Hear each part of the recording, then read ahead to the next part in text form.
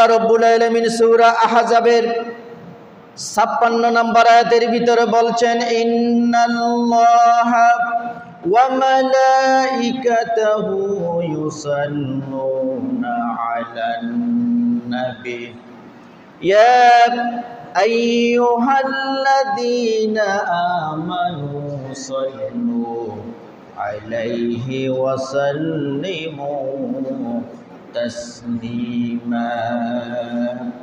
আল্লাহ রাব্বুল আলামিন এই আয়াতের ভিতরে বলছেন, নিশ্চয় আল্লাহ এবং তার ফেরেশতাগণ নবীর প্রতি দুরূদ প্রেরণ করেন। এখানে প্রথমে আল্লাহর কথা বলেছেন, আবার ফেরেশতার কথা বলেছেন। সুতরাং হে মুমিনগণ, তোমরা তার প্রতি দুরূদ এবং সালাম প্রেরণ করো। তাহলে প্রথমে আল্লাহর কথা বললেন, এরপরে ফেরেশতার কথা বললেন, এরপরে ইমানদার যারা লোক আছে তাদের কথা বললেন। তাহলে যেই নবীর উপরে স্বয়ং আল্লাহ দুরূদ পাঠ করে, ফেরেশতাও দুরূদ পাঠ করে, এই পৃথিবীতে যত আল্লাহর নবীর যত উম্মত আছে সমস্ত উম্মতের উপর ওয়াজিব হয়ে গিয়েছে আমার নবীর উপরে দুরূদ পাঠ করতে হবে, ঠিক কি না? দুরূদের ক্ষেত্রে তারতম্য আছে। অনেকে সালাতু নিয়ে পড়ে, অনেকে আল্লাহুম্মা সাল্লি আলা পড়ে, যার যেটা মন চাই পড়ো, কোনো বিতর্ক নাই, বিতর্ক করতে আমরা চাই না। তবে সর্ব উৎকৃষ্ট দুরূদ হলো যেই দুরূদ আমরা নামাজের মধ্যে পড়ি, ঠিক কি না? আল্লাহুম্মা সাল্লি আলা মুহাম্মদ ওয়া আলা আলি মুহাম্মদ কামা সাল্লাইতা আলা ইব্রাহিম ওয়া আলা আলি ইব্রাহিম ইন্নাকা হামিদুম মাজিদ। এটা হচ্ছে সর্ব উৎকৃষ্ট দুরূদ, এটা সর্বোৎকৃষ্ট দুরূদ। যার যেটা মন চাই পড়েন, বেশি সওয়াবের আশা করতে চাইলে এটা পড়েন। কেউ যেটা পড়তেছে আমরা বারণ করি না, আমরা ফাসাদের দিকে যাই না। তবে সর্বোৎকৃষ্ট দুরূদ যেটা আমরা নামাজের ভিতরে পড়ি, ঠিক কি না? আমরা নামাজের দ্বিতীয় রাকাত অথবা চতুর্থ রাকাতে আমরা তাশাহুদ পড়ি কি না? সেখানে আছে না, আসসালামু আলাইকা আইয়ুহান নবী ওয়া রাহমাতুল্লাহি ওয়া বারাকাতুহু। আমরা রাসূলকে সালাম দিচ্ছি, নামাজের মধ্যে কি দিচ্ছি? সালাম দিচ্ছি। এই সালাম নিয়েও অনেকের ভিতরে বিতর্ক আছে। অনেকে দাঁড়িয়ে সালাম দেয়, আবার অনেকে বসে সালাম দেয়, আবার অনেকে যারা দাঁড়িয়ে সালাম দেয় না তাদেরকে আমরা ওয়াহাবি বলি। এই ধরনের আছে কি না? ফসলান একটা আছে না? যার যেটা মন চাই করুন, এটা মুস্তাহাব। দুরূদ পাঠ করা ওয়াজিব, সালাম দেওয়া এটাও অনেকে মুস্তাহাব বলেছেন। আপনি দাঁড়িয়ে সালাম দেন, বসে সালাম দেন, কিয়াম করেন না করেন এটা নিয়ে কোনো তর্ক নাই। তবে এটাকে অতিরঞ্জিত করা যাবে না, এটা দাঁড়িয়ে সালাম দিতেই হবে। দিলে ভালো, না দিলে সমস্যা, আপনি বসে বসে সালাম দেন, ঠিক কি না? এটা নিয়ে তর্ক করা যাবে না। তবে দুরূদ পাঠ করা হচ্ছে ওয়াজিব। দুরূদ পাঠ করা কি ওয়াজিব। আপনি হাঁটছেন, বসছেন, আপনি যেদিকে যাচ্ছেন, আপনি আসসালামু আলাইকা আইয়ুহান নাবিয়্যু ওয়া রাহমাতুল্লাহি ওয়া বারাকাতুহু, এটা আপনি 1 মিনিটে অন্তত 5-6 বার পড়তে পারবেন কি না? পড়া যায়।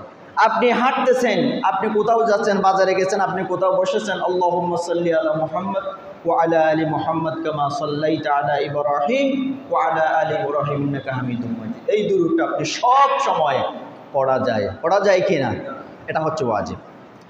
আমার প্রিয় বন্ধুগণ, হাদিস শরীফের ভিতরে এসেছে, নবী করিম সাল্লাল্লাহু আলাইহি ওয়াসাল্লাম বলেছেন, আতানি জিবরাইলু ফাকালা ইয়া মুহাম্মদ। আমার নবী হাদিসের ভিতরে বলছেন, হযরত জিবরাইল আলাইহিস সালাম আমার নিকট আসলেন। আমার নিকট আসার পরে বললেন, হে মুহাম্মদ, আপনি কি এই ব্যাপারে সন্তুষ্ট নন যে আপনার প্রতিপালক বলেছেন, অর্থাৎ আমার আল্লাহ বলেছেন, আপনার প্রতিপালক বলেছেন, আপনার উম্মতের মধ্যে যে আপনার প্রতি দুরূদ পাঠ করবে আমি তার উপর 10টি রহমত বর্ষণ করব। আমার নবীর উপরে কেউ যদি একবার দরুদ পাঠ করে, আল্লাহর পক্ষ থেকে ওই ব্যক্তির উপরে 10 বার রহমত বর্ষণ করবে। সুবহানাল্লাহ বলেন। তাহলে নবীর প্রতি ভালোবাসার কারণে একবার দরুদ পাঠ করলে রহমত কয়বার? 10 বার। এই হাদিসের ভিতরে আর বলছেন, আর আপনার উম্মতের মধ্যে যে আপনার উপর সালাম পেশ করবে আমি তার উপর 10 বার শান্তি রহমত বর্ষণ করব। আপনি বললেন, আমি বললাম, হ্যাঁ অবশ্যই হে আমার রব। এই কথা যখন হযরত জিবরাইল আলাইহিস ওয়াসাল্লাম যখন নবীর কাছে পেশ করলেন, আমার নবী এই কথার মধ্যে সাড়া দিলেন। তিনি আল্লাহ তাআলা যেই সিদ্ধান্ত দিলেন এই সিদ্ধান্তের উপরে আমার নবী সন্তুষ্ট হলেন। সুতরাং যেই ব্যক্তি নবীর উপরে দুরূদ পাঠ করবে, একবার দুরূদ পাঠ করার কারণে 10 বার আল্লাহর রহমত তার উপর নাজিল হবে। সুবহানাল্লাহ বলেন। তাহলে দুরূদ পাঠ করার দরকার আছে কি নাই? আর একটু আস্তে বলেন, আছে কি নাই? এটা ওয়াজিব, দুরূদ পাঠ করতে হবে। আপনি একটা ওয়াজ মাহফিল আয়োজন করেছেন, সেখানে ইমাম সাহেব হুজুর প্রধান বক্তা মুনাজাতের আগে দুরূদ পাঠ করে কি করে না? কোথাও কথা বলেছেন 1 ঘন্টা, আপনি মুনাজাতের আগে অবশ্যই আপনাকে দুরূদ পাঠ করতে হবে, এটা ওয়াজিব। কোনো ব্যক্তি যদি দুরূদ ছাড়া আল্লাহ রসুলের উপরে দুরূদ ছাড়া যদি দোয়া করে, সেই দোয়া এবং আল্লাহর মাঝে একটা পর্দা হয়ে যায়। কি হয়ে যায়? পর্দা হয়ে যায়। আপনি দোয়ার শেষে দুরূদ পাঠ করে যখন দোয়া করবেন, আমার আল্লাহ সেই দোয়া কবুল করতে পারে। পারে কি পারে না? পারে। আমার প্রিয় বন্ধুগণ, তাহলে আল্লাহ রাব্বুল আলামিন সূরা আহজাবের 43 নম্বর আয়াতের ভিতরে বলছেন, হুয়াল্লাযী ইউসাল্লি আলাইকুম ওয়া মালাইকাতুহু লিইখরিজাকুম মিনাজ যুলুমাতি ইলান নূর ওয়া কানা বিল মুমিনিনা রহিমা। আল্লাহ রাব্বুল আলামিন সূরা আহজাবের ভিতরে বলছেন, তিনি তোমাদের প্রতি রহমত বর্ষণ করেন এবং তার ফেরেশতারাও রহমতের দোয়া করেন তোমাদেরকে অন্ধকার হতে আলোর দিকে বের করে আনার জন্য। তাহলে এখানে আল্লাহর কথা বলেছেন, ফেরেশতার কথা বলেছেন। আপনি যখন আমার রসুলের প্রতি যখন দুরূদ পাঠ করবেন এবং যখন সালাম দিবেন, আল্লাহ তাআলা বলছেন আল্লাহ তাআলা রহমত বর্ষণ করবেন এবং ফেরেশতারাও দোয়া করবে এবং তোমাদেরকে, তোমরা যখন জাহিলিয়াতের অন্ধকারের মধ্যে যখন থাকবে, এই অন্ধকার থেকে আমার আল্লাহ তোমাদেরকে আলোর দিকে নিয়ে আসবে। সুবহানাল্লাহ বলেন। তাহলে দুরূদ, নবীর উপর দুরূদ পাঠ করলে শুধু আল্লাহর রহমত আছেই এবং ফেরেশতারাও আপনার প্রতি দোয়া করবে। এটা একমাত্র রসুলের উপর দুরূদ পাঠ করার কারণ, অন্য কোনো আমলের কারণে নয়। এরপরে আল্লাহ তাআলা বলছেন, আল্লাহ ইমানদারগণের প্রতি অতীব দয়ালু। এখন আসেন দুরূদ পাঠের হুকুম কি? হুকুম, ইমাম শাফিঈ, ইমাম আহমদ ইবনে হাম্বল এর মতে তাশাহুদের পরে দুরূদ পাঠ করা হচ্ছে ওয়াজিব। আমরা তাশাহুদ পড়ি না নামাজে, তাশাহুদের পরে দুরূদ পাঠ করা কি? ওয়াজিব। এটা কার মতে? ইমাম শাফিঈ এবং আহমদ ইবনে হাম্বলের মতে। মালিকি এবং ইমাম হানাফি এবং মালিকি মাযহাবের মতে সূরা আহজাবে 56 নম্বর আয়াতের আদেশ অনুযায়ী একবার হলো নবীর উপরে দুরূদ পাঠ করা ওয়াজিব। কয়বার? একবার হলো নবীর উপরে দুরূদ পাঠ করা ওয়াজিব। তবে কোন একটি মজলিসে বারবার রসুলের নাম উচ্চারণ হচ্ছে, বারবার, আপনি সেখানে একবার দুরূদ পাঠ করে বারবার যেহেতু নবীর নাম উচ্চারণ হচ্ছে, আপনাকে বারবার সাল্লাল্লাহু আলাইহি ওয়াসাল্লাম বলার দরকার নেই। আপনি যেহেতু একবার রসুলের উপরে সাল্লাল্লাহু আলাইহি ওয়াসাল্লাম বলেছেন, আপনি ওয়াজিব হয়ে যাবে। আর যতবার রসুলের নাম উচ্চারণ হবে ততবার আপনি রসুলের উপরে দুরূদ পাঠ করে, এটা কিন্তু মুস্তাহাব। এটা কি? মুস্তাহাব। তবে প্রথমে একবার রসুলের উপরে দুরূদ পাঠ করা কি? ওয়াজিব। এটা খেয়াল করতে হবে। রসুলের প্রতি দুরূদ পাঠের গুরুত্ব এবং ফজিলত সম্পর্কে আমরা পয়েন্ট ভিত্তিক কিছু কথা বলতে চাই। 1 নাম্বার হচ্ছে, যে ব্যক্তি দুরূদ পাঠ করে আল্লাহর পক্ষ থেকে তার উপর রহমত নাজিল হয়।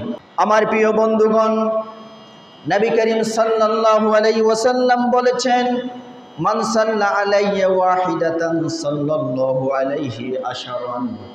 হাদিসের ভিতরে বলেছেন, যেই ব্যক্তি আমার উপর একবার দুরূদ পড়ে আল্লাহ এর বিনিময়ে তার উপর 10 বার রহমত নাজিল করেন।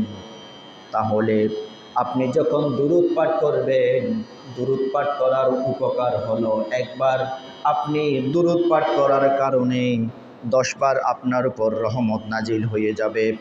হাদিস শরীফের ভিতরে এসেছে, রাসূল সাল্লাল্লাহু আলাইহি ওয়াসাল্লাম বর্ণনা করেছেন, হযরত আব্দুর রহমান বিন আউফ থেকে হাদিস বর্ণিত হয়েছে। একদিন রাসূল সাল্লাল্লাহু আলাইহি ওয়াসাল্লাম বাহিরে গেলেন। হযরত আব্দুর রহমান বিন আউফ এবং আল্লাহ রসুল একদিন বাহিরে গেলেন। বাহিরে যাবার পরে আল্লাহ রসুলকে হযরত আব্দুর রহমান বিন আউফ অনুসরণ করতে লাগলেন। তিনি একটি খেজুরের বাগানে প্রবেশ করলেন। আমার নবী একটি খেজুরের বাগানে প্রবেশ করলেন। খেজুরের বাগানে প্রবেশ করার পরে তিনি সিজদায় পড়ে গেলেন, আল্লাহর কাছে কান্নাকাটি করতে লাগলেন। সিজদারত অবস্থায় আমার নবী অনেকক্ষণ সময় অতিবাহিত করলেন। হযরত আব্দুর রহমান বিন আউফ তিনি চিন্তা করলেন, আমি হয়তো আমার মনের ভিতরে ভয় চলে এসেছে, কারণ হয়তো আমার নবী ইন্তেকাল করেছেন। আমার নবী সিজদার মধ্যে তিনি অনেকক্ষণ থাকার কারণে আব্দুর রহমান বিন আউফ বললেন, আমার মনের ভিতরে ভয় চলে আসলো, কারণ আল্লাহ রসুল হয়তো সিজদা অবস্থায় তিনি মৃত্যুবরণ করেছেন, তার কিন্তু নড়াচড়া আমি দেখতে পাচ্ছি না। আব্দুর রহমান বিন আউফ যখন আমার রসুলের কাছে গেলেন, আমার রসুল আব্দুর রহমান বিন আউফকে দেখার পরে জিজ্ঞেস করলেন, আব্দুর রহমান বিন আউফ, তুমি কি এই ব্যাপারে খুশি নন যে হযরত জিবরাইল এসে বললেন, ইয়া রাসূলুল্লাহ, আপনি যে সিজদায় পড়ে আছেন, দীর্ঘক্ষণ পর্যন্ত আপনি সিজদায় পড়ে আছেন, আপনি মাথা তুলেন, আমি আপনাকে একটা সুসংবাদ দিতে চাই, সেটা হলো কোনো ব্যক্তি যখন আপনার উপরে দরুদ পাঠ করে, আমিও তার উপর রহমত নাজিল করি, এমনকি যে আপনার প্রতি সালাম পাঠাবে, আমি তার উপর শান্তি বর্ষণ করি। সুবহানাল্লাহ। আমার রসুল যখন একটি বাগানে সিজদারত অবস্থায় ছিলেন, হযরত জিবরাইল এসে এই ঘোষণাটি দিলেন। আর রসুল সাল্লাল্লাহু আলাইহি ওয়াসাল্লাম এর জন্য আল্লাহর কাছে শুকরিয়া আদায় করে আবার সিজদা করলেন। জোরে বলেন সুবহানাল্লাহ। এই আয়াতের মাধ্যমে আমার রসুলের মর্যাদা বাড়িয়ে দিলেন, ঠিক কি না? এখন তাহলে আল্লাহর পক্ষ থেকে কেউ যখন আল্লাহ রসুলের প্রতি দুরূদ পাঠ করে, এই দুরূদের কারণে ওই ব্যক্তির উপরে আল্লাহর রহমত নাজিল হয়। কি নাজিল হয়? আল্লাহর রহমত নাজিল হয়। 2 নাম্বার উপকারিতা, দুরূদ পাঠের 2 নম্বর উপকারিতা হচ্ছে ফেরেশতা কর্তৃক আল্লাহর কাছে রহমতের জন্য দোয়া করা। কে দোয়া করে? ফেরেশতা। আপনি যত আল্লাহ রসুলের উপরে দুরূদ পাঠ করবেন, তত ফেরেশতারা আপনার জন্য রহমতের দোয়া করবে। যেমন হাদিসের ভিতরে আল্লাহ রসুল বলছেন, নবীজি বলছেন, আকসিরু সালাতা আলাইয়া ইয়াউমাল জুমআতি ফাইন্নাহু আতানি জিবরাইলু আনিফান আন রাব্বিহি আজ্জা ওয়াজাল। নবীজি বলছেন, তোমরা জুমার দিন আমার প্রতি বেশি বেশি দুরূদ পাঠ করো, তোমরা জুমার দিন আমার প্রতি বেশি বেশি দুরূদ পাঠ করো, কারণ কিছুক্ষণ পূর্বে জিবরাইল তার প্রতিপালক আল্লাহর নিকট থেকে আগমন করে বললেন, হে আমার নবী, পৃথিবীর বুকে যে কোনো মুসলিম তোমার প্রতি একবার দুরূদ পাঠ করবে, আমি তার উপর 10 বার রহমত বর্ষণ করব। সুবহানাল্লাহ।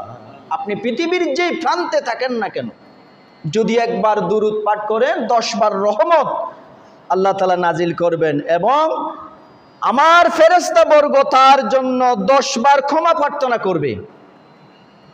আল্লাহ তো রহমত বর্ষণ করবেন এবং আল্লাহর ফেরেশতারা 10 বার ক্ষমা প্রার্থনা করবে। কতবার? 10 বার।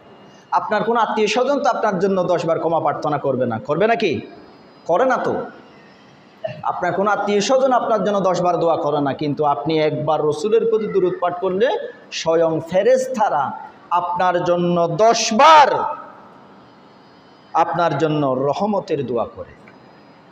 হাদিস শরীফের ভিতরে আরও এসেছে, যখন কোনো মুসলিম ব্যক্তি আমার প্রতি দরুদ পাঠ করে, এবং যতক্ষণ সে আমার প্রতি দরুদ পাঠ করতে থাকে, ততক্ষণ পর্যন্ত ফেরেশতারা ওই ব্যক্তির উপরে রহমতের দোয়া করতে থাকে। আপনি যদি আপনার দুরূদ যদি সংক্ষিপ্ত করেন, ফেরেশতার দোয়াও সংক্ষিপ্ত হবে। আর যদি আপনি রাসূলের উপরে দুরূদ পাঠ যদি লম্বা করেন, ফেরেশতার দোয়াও আপনার প্রতি লম্বা হয়ে যাবে। সুবহানাল্লাহ। তাহলে আপনি আল্লাহর প্রতি দুরূদ পাঠ করার 1 নাম্বার উপকার হচ্ছে আল্লাহর পক্ষ থেকে রহমত লাভ করবেন। 2 নাম্বার হলো আল্লাহ রসুলের প্রতি দুরূদ পাঠ করার কারণে স্বয়ং ফেরেশতা আপনার জন্য রহমতের দোয়া করবে। কে দোয়া করবে? ফেরেশতারা। 3 নাম্বার হলো আপনি রসুলের উপর দুরূদ পাঠ করার কারণে আপনার পাপ মোচন এবং সওয়াব এবং মর্যাদা লাভ হবে আপনার। হাদিস শরীফের ভিতরে আল্লাহ রসুল বলছেন, রাসূল সাল্লাল্লাহু আলাইহি ওয়াসাল্লাম বলেছেন, মান সাল্লা আলাইয়া সালাতান ওয়াহিদাতান সাল্লাল্লাহু আলাইহি আশরা সালাওয়াত ওয়া হুত্তাত আনহু আশরু খাতিআতিন ওয়া রুফিআত লাহু আশরু দারাজাত। আমার নবী বলছেন, যেই ব্যক্তি আমার উপর একবার দুরূদ পাঠ করে, তার বিনিময়ে সেই ব্যক্তির উপর আল্লাহ 10টি রহমত বর্ষণ করেন। একবার দুরূদ পাঠ করার কারণে 10টি রহমত বর্ষণ করেন এবং 10টি পাপ মোচন করে দেন। আমার নবীর উপরে দুরূদ পাঠ করার কারণে আপনার 10টা গুনাহ ক্ষমা হয়ে যাবে, 10টা পাপ আল্লাহ তাআলা মোচন করবেন। 3 নাম্বার হলো এবং 10 ধাপ মর্যাদার স্তর উন্নীত করেন। সমাজে দেশে আপনি বসবাস করতে গেলে নবীর উপরে যত দুরূদ বাড়িয়ে দিবেন, সমাজে তত সম্মান মর্যাদা আমার আল্লাহ বাড়িয়ে দিবেন। সুবহানাল্লাহ। তাহলে এই হাদিসের ভিতরে 3টা কথা বলেছে। কয়টা কথা? 3টা। 1 নাম্বার হলো আপনার উপরে 10টি রহমত বর্ষণ হবে। 2 নাম্বার হলো 10টা গুনাহ আপনার মাফ হবে। 3 নাম্বার হলো 10টি আপনার মর্যাদা আল্লাহ তাআলা সমাজে বাড়িয়ে দিবেন। জোরে বলেন সুবহানাল্লাহ। এটা কার কারণে? রসুলের উপরে দুরূদ পাঠ করার কারণে।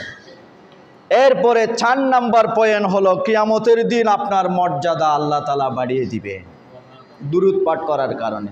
হাদিস শরীফের ভিতরে এসেছে, আউলান নাসি বি ইয়াউমাল কিয়ামাতি আকসারুহুম আলাইয়া সালাতান।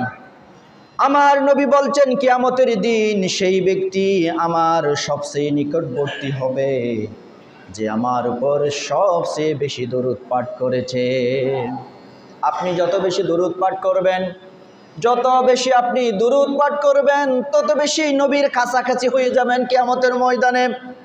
অথচ এই কিয়ামতের ময়দান হলো একটা কঠিন ময়দান। আপনার ছেলে সন্তান আপনার কাছ থেকে দূরে সরে যাবে, আপনার স্ত্রী আপনার কাছ থেকে অনেক দূরে সরে যাবে, আপনার আত্মীয় স্বজন আপনার কাছ থেকে অনেক দূরে সরে যাবে, কেউ কারো হবে না।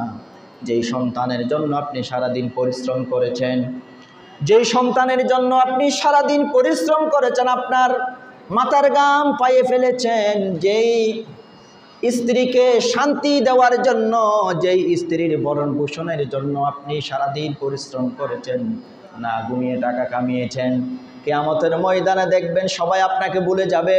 আপনার সন্তান কাছে আসবে না, আপনার স্ত্রী কাছে আসবে না, আপনার আত্মীয় স্বজন কাছে আসবে না, আপনার পীর মুরিদ কাছে আসবে না। আপনি দুনিয়া থাকা অবস্থায় যখন আমার নবীর উপরে যত দুরূদ পাঠ করবেন, তত বেশি আপনি নবীর কাছাকাছি চলে যেতে পারবেন। সুবহানাল্লাহ। এটা একমাত্র দুরূদের ফজিলত। 5 নাম্বার পয়েন্ট হলো, আপনি যত বেশি দুরূদ পাঠ করবেন, তত রসুলের সুপারিশ আপনার নসিব হবে, তত বেশি আমার রসুল আপনাকে সুপারিশ করবে। হাদিস শরীফের ভিতরে এসেছে, নবী করিম সাল্লাল্লাহু আলাইহি ওয়াসাল্লাম বলেছেন, আমার যেই সব উম্মতরা পৃথিবীতে আমার প্রতি দুরূদ পাঠ করেছে, হাঁটার সময় দুরূদ পাঠ করেছে, বসার সময় দুরূদ পাঠ করেছে, যখন সময় পেয়েছে দুরূদ পাঠ করেছে, এই ধরনের দুরূদ যারা পাঠ করেছে, কিয়ামতের ময়দানে আমার উম্মতরা যখন তাদের আমল যখন ওজন করা হবে, অনেক সময় দেখা যাবে তারা নামাজ পড়েছে, রোজা রেখেছে, দান সদকা করেছে, নফল নামাজ পড়েছে, সব কিছু যখন ওজন করা হবে, তখন দেখা যাবে অনেকের ভালো আমলের ফাল্লা যখন ভারী হয়ে যাবে, ওই ব্যক্তি যখন জান্নাতি হবে। আবার কিছু কিছু মানুষ তার আমলটা যখন কিছু কিছু মানুষের অবস্থা এমন হবে, তার আমল সব কিছু দেওয়ার পরে সামান্য আমলের কারণে সেই বেজে গিয়েছে, পার হতে পারতেছে না, সামান্য আমল তার ঘাটতি আছে। আমার নবী ওই ব্যক্তির আমলের দিকে তাকাবেন, যদি দেখা যায় রসুলের উপরে দুরূদ পাঠ করার আমলটা যদি তার আমল নামার ভিতরে অত্যাধিক পাওয়া যায়, আমার রসুল ডেকে ডেকে বেছে বেছে ওই ধরনের উম্মতদেরকে আমার রসুল সুপারিশ করে জান্নাতে দিয়ে দিবেন। সুবহানাল্লাহ। তাহলে রসুলের উপরে দুরূদ পাঠের ফজিলত হচ্ছে আল্লাহ রসুল আপনাকে শাফাআত করবে দুরূদ পাঠ করার কারণে। তাহলে রসুলের উপরে দুরূদ পাঠ করার দরকার আছে কি নাই? এখানে তো টাকা খরচ হচ্ছে না, আপনি হাঁটতে চলতে বসতে সব সময় রসুলের উপর দুরূদ পাঠ করবেন। যেই দুরূদটা আমরা নামাজে পড়ি, এই দুরূদটা বেশি বেশি পাঠ করা যাবে কি যাবে না? যাবে, সব সময় পড়তে হবে। বিশেষ মর্যাদা লাভ করা, জান্নাতে বিশেষ মর্যাদা লাভ করবেন আপনি দুরূদ পাঠ করার কারণে।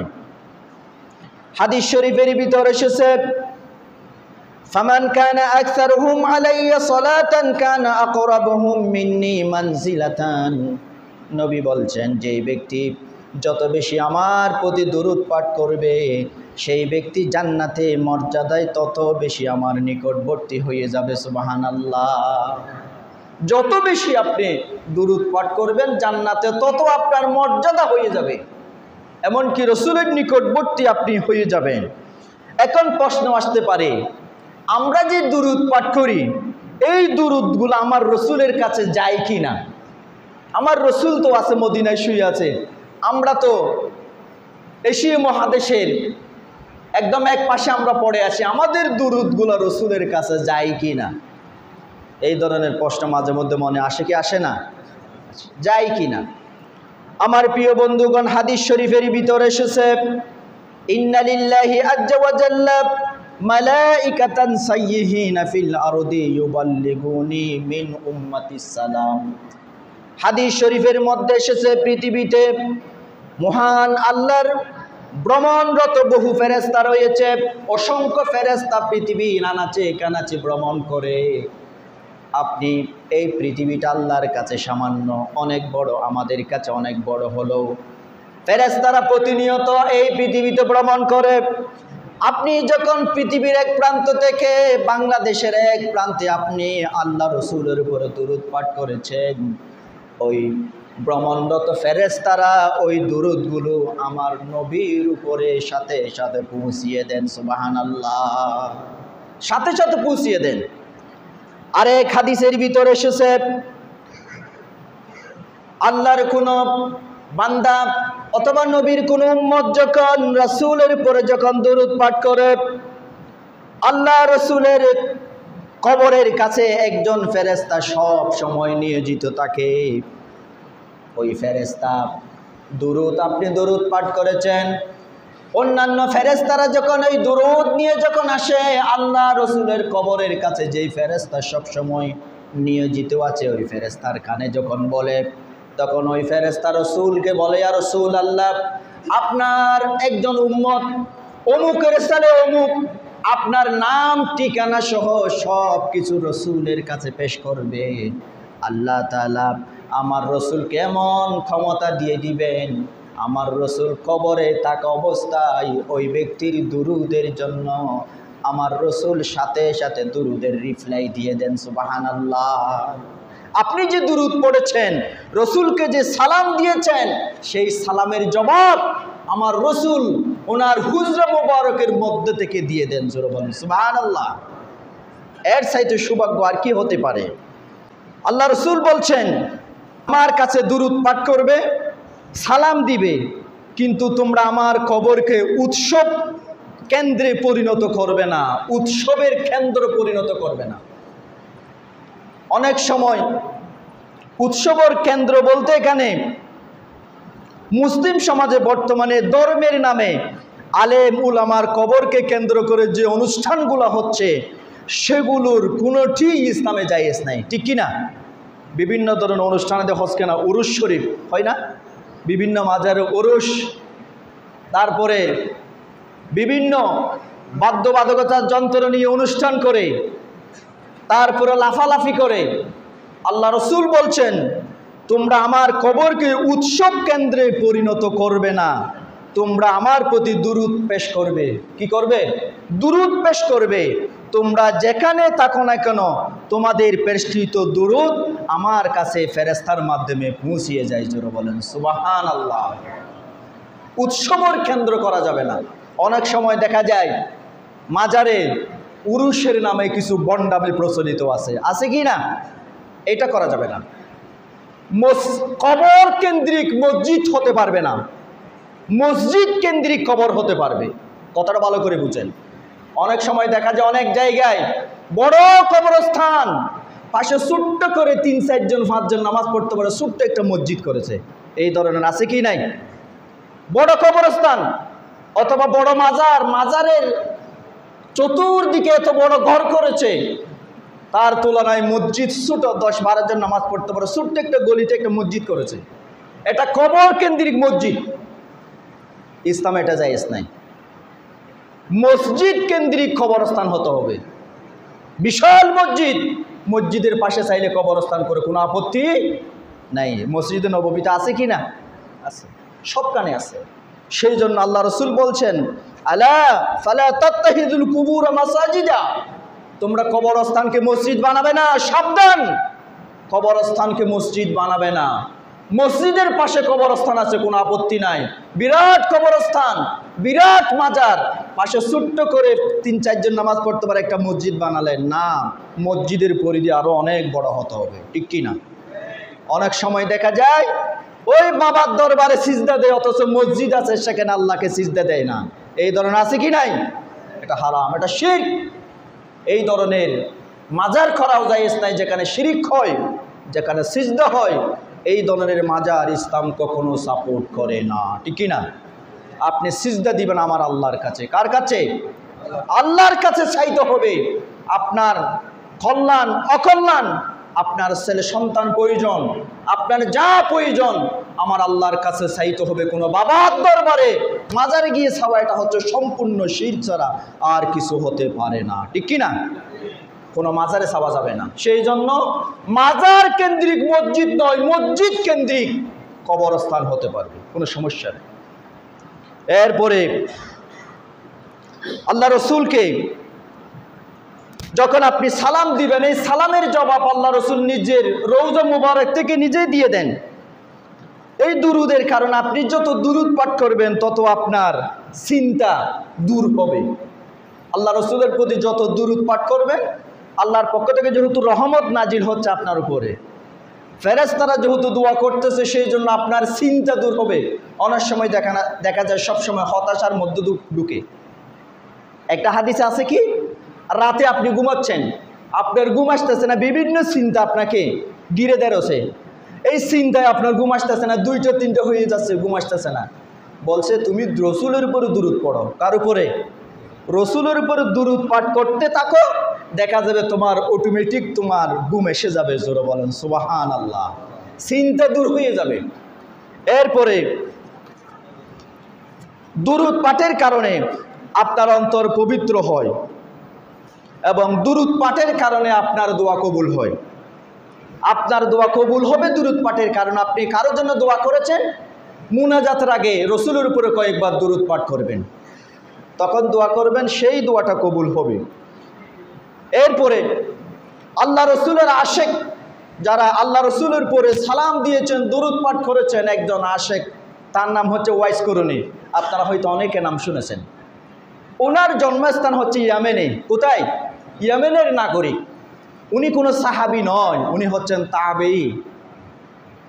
অথচ আল্লাহ রসুলের জীবদ্দশায় উনি পৃথিবীতে ছিল। এরপরে তিনি রসুলের সাক্ষাৎ যেহেতু উনি পান নাই, উনি তাবেঈ হয়ে গিয়েছে। ওয়াইস করণীর ইতিহাস, ওয়াইস করণী সম্পর্কে আমার রসুলের ধারণা ছিল, কিন্তু উনি ওনার পিতামাতা বৃদ্ধ হওয়া অবস্থায়, পিতামাতা দুজনের চোখ অন্ধ ছিল, তাদেরকে পিতামাতা দুজনকে দেখার মতো কোনো লোক ছিল না ওয়াইস করণী ছাড়া। সেই জন্য পিতামাতার সেবা করতে করতে উনি আল্লাহ রসুলের সাক্ষাৎ লাভ করতে পারেন নাই। পিতামাতার সেবাকে তিনি অগ্রাধিকার দিয়েছেন এবং আল্লাহ রসুলকে প্রচণ্ড ভালোবাসতেন, রসুলের প্রতি প্রচণ্ড দুরূদ পাঠ করতেন। এই কথাটা আমার রসুলের কানে গেল। কার কানে গেল? রসুলের কানে গেল। আমার রসুল বলছেন, এমন একটি দেশে আমার একজন আশেক আছে, যেই প্রতিনিয়ত আমাকে সালাম দেয়, আমার প্রতি দুরূদ পাঠ করে, অথচ আমার সাথে সাক্ষাৎ তার হচ্ছে না। কারণ তার বৃদ্ধ পিতামাতা আছে, তারা উভয় অন্ধ, তাদের দেখার মতো কোনো লোক নাই। পিতা মাতার সেবাকে অগ্রাধিকার দিয়ে সেই থেকে গিয়েছে। হয়তো আমার ইন্তেকালের পরে ওয়াইস করণী হয়তো তোমাদের সাথে সাক্ষাৎ হতে পারে। তোমাদের সাথে যখন সাক্ষাৎ হবে, তোমরা আমি রসুলের যেই একটা জামা আমি তার জন্য রেখে দিয়েছি, আমার তাবে ওয়াইস করণী যখন মদিনায় আসবে, তখন তোমরা আমার জামাটা আমার তাবি ওয়াইস করণী গায়ে তোমরা পরিয়ে দেবে। সুবহানাল্লাহ। আমার রসুল যখন ইন্তেকাল করলেন, ইন্তেকালের পরে ওয়াইস করণীর পিতা মাতা যখন মারা গেলেন, তখন ওয়াইস করণী যখন সুযোগ পেলেন মদিনায় চলে আসলেন, রসুলের রওজা মুবারক জিয়ারত করলেন। হযরত উমর এবং হযরত আলীর সাথে যখন সাক্ষাৎ হলো, আল্লাহ রসুলের অনেক ইতিহাস তাকে বললেন। এমনকি বলল, ওয়াইস করণী তুমি রসুলের মোহাব্বত তোমার অন্তরের ভিতরে তো লালন করার কারণে, রসুলের প্রতি দুরূদ পাঠ করার কারণে আমার রসুল তোমার উপরে সন্তুষ্ট হয়েছে। এমনকি রসুলের একটি জামা তোমার জন্য আমার রসুল রেখে দিয়েছে। সুবহানাল্লাহ। এমনকি আল্লাহ রসুলের মোহাব্বত কত ছিল, ইতিহাসে এসেছে। আল্লাহ রসুলের দাঁত যখন পড়ে গেল উহুদের যুদ্ধে, হযরত ওয়াইস করণী এই ঘটনা যখন জানতে পারলেন, হযরত ওয়াইস করণী প্রথমে রসুল নিজের একটা তার মারির বাম পাশের একটা দাঁত নিজে নিজে ফেলে দিলেন। ফেলে দেওয়ার পরে তিনি ভাবলেন, হয়তো আমার রসুলের দাঁত এটা পড়ে নাই, হয়তো আরেকটা পড়েছে। তিনি আরেকটা ফেলালেন। আবার চিন্তা করলেন, হয়তো এই দাঁত রসুলের পড়ে নাই, তিনি আরেকটা ফেললেন। এইভাবে করতে করতে হযরত ওয়াইস করণী বললেন, যেই রসুলের দাঁত উহুদের ময়দানে পড়ে গেছে, সেই দাঁত আমি রাখবো না। এই ধরনের রসুলের মোহাব্বতে একটা নয় এটা নয় এটা, এরকম করতে করতে ওয়াইস করণীর যত দাঁত ছিল, বৃদ্ধ বয়সের সমস্ত দাঁত তিনি রসুলের মোহাব্বত উৎসর্গ করে দিয়েছেন। জোরা বলেন সুবহানাল্লাহ। এটাই হচ্ছে ভালোবাসা, এটাই হচ্ছে রসুলের প্রতি দরদ, রসুলের প্রতি দুরূদ। আসুন, আমাদেরকে আল্লাহ তাআলা যে সুযোগ দিয়েছেন, আপনি দুরূদ পাঠ করতেছেন, আপনার টাকা খরচের দরকার নাই। আপনার কি টাকা খরচ হবে? আপনি হাঁটতে বসতে চলতে রসুলের উপরে দুরূদ পাঠ করার দরকার আছে কি নাই? কোন একটি মজলিসে বসেছেন, মুনাজাত রাখে দুরূদ পাঠ করতে হবে। এই দুরূদ পাঠ করবেন। আমরা যে নামাজে পড়ি, আল্লাহুম্মা সাল্লি আলা মুহাম্মদ ওয়া আলা আলি মুহাম্মদ কামা সাল্লাইতা আলা ইব্রাহিম ওয়া আলা আলি ইব্রাহিম ইন্নাকা হামিদুম মাজিদ। আপনি 1 মিনিটে 7-8 বার আপনি পড়তে পারবেন। যত দুরূদ পড়বেন, তত রসুলের প্রতি আপনার আন্তরিকতা বেড়ে যাবে। ঠিক কি না? আল্লাহ তাআলা আমাদেরকে রসুলের দুরূদ সম্পর্কে যে কথাটুকু বলেছি, রসুলের প্রতি মোহাব্বত বাড়ার জন্য আল্লাহ তাআলা এই দুরূদের আমলটা আমাদেরকে করার তৌফিক দান করে। জোরে বলেন আমিন। এই